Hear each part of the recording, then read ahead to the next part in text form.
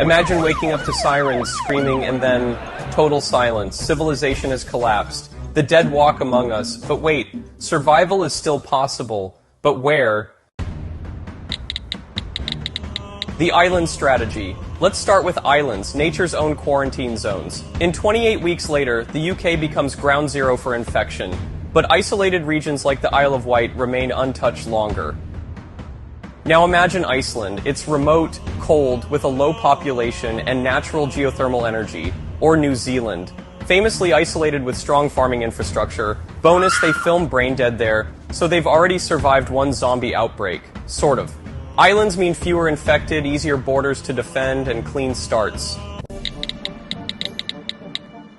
The mountain refuge. In World War Z, the infection spreads fastest through cities. The higher and harder the terrain, the better your odds. The Rocky Mountains in the US and Canada, ideal. Remote cabins, wildlife for food, and natural barriers from hordes. Or the Swiss Alps. Fortified, self-sustaining villages and clean water sources. Zombies may be relentless, but they're not great climbers, we think. Cold as a weapon.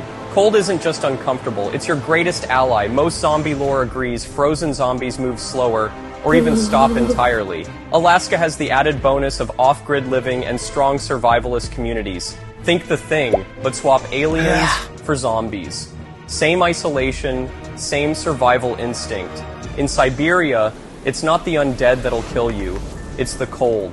And that's exactly why it works.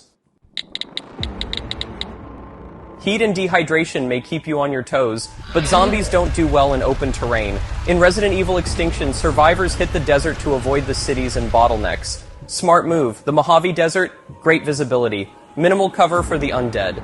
Australia's outback? Harsh, but survivable. And they've got Mad Max energy. Plus, fewer people means fewer infected. Sometimes it's not about escaping, it's about holding your ground. In Zombieland, the survivors head to Pacific Playland. Bad move. But what if you picked a real fortress? Think Mont Saint-Michel in France surrounded by water at high tide, or medieval castles across Europe, with narrow entry points, high walls, and years of self-defense in their DNA. Even Cold War bunkers, or missile silos across the United States, built for apocalypse, now repurposed for undead survival. Cities are dangerous, yes, but with prep, some could become sanctuaries. Seoul's underground systems, seen and alive, create hidden escape routes. Dubai's vertical design makes it easier to isolate floors and control access. And Tokyo's vending machines alone could keep you fed for weeks. If you're resourceful, urban survival isn't out of the question. What if the safest place isn't on land at all? In Fear the Walking Dead, some survivors take to the ocean, and for good reason. A well-equipped sailboat offers total mobility, zero foot traffic, access to fish, rainwater, and isolation. The undead can't swim, and pirates? Well, that's a different apocalypse. Dock in remote islands for supplies, stay out of reach, and follow the seasons. Just avoid cruise ships. We all saw how fast things went wrong in Dead Rising Endgame. Life at sea might be lonely, but it's probably safer than any mall. Surviving the zombie apocalypse isn't about luck, it's about location. Whether you choose the isolation of Iceland, the heights of the Rockies, or the bunkers of Europe, one thing is clear. Humans adapt. We fight. We survive. So, where would you go when the dead start walking? Drop it in the comments. And if you're building a zombie survival plan, you just took the first step.